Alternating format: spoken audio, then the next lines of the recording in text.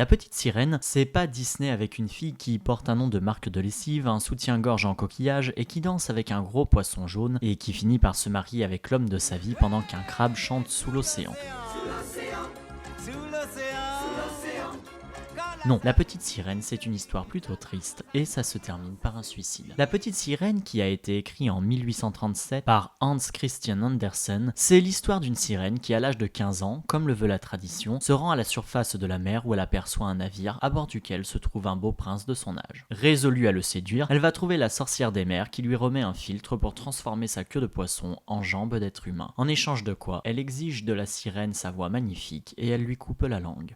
Elle lui dit aussi que si elle échoue et que le prince en épouse une autre, son cœur se brisera et elle mourra. La petite sirène nage jusqu'à la côte, boit le breuvage et se fait conduire au palais. Chaque pas est une souffrance terrible pour elle car, comme la sorcière l'en avait prévenu, elle a l'impression de marcher sur des couteaux aiguisés. Les jours passent, elle s'entend plutôt bien avec le prince, mais un jour celui-ci rencontre une princesse dont il tombe fou amoureux. Le mariage est annoncé et la petite sirène comprend qu'elle va bientôt mourir. Alors ses sœurs apparaissent à la surface de la mer et lui donnent un couteau en lui disant « Si tu frappes le prince au cœur avec ce couteau, tu redeviendras sirène et pourras vivre avec nous. » Mais la petite sirène ne peut se résoudre à tuer le prince. Elle se jette dans la mer et se transforme en écume. Petite consolation toutefois, pour sa bonne action, elle finira dans un endroit qui symbolise le paradis. On peut quand même noter que ce n'est pas une simple histoire de sentiments, mais quelque chose de beaucoup plus égoïste qui pousse la petite sirène à tomber amoureuse d'un humain. Lorsqu'elle était petite, sa grand-mère lui avait expliqué que, contrairement aux sirènes qui peuvent vivre 300 ans sans aucun problème, les humains ont une vie beaucoup plus courte, mais que ceux-ci ont une âme immortelle qui monte au ciel, alors que les sirènes en mourant se transforme simplement en écume et plus rien ne subsiste d'elle.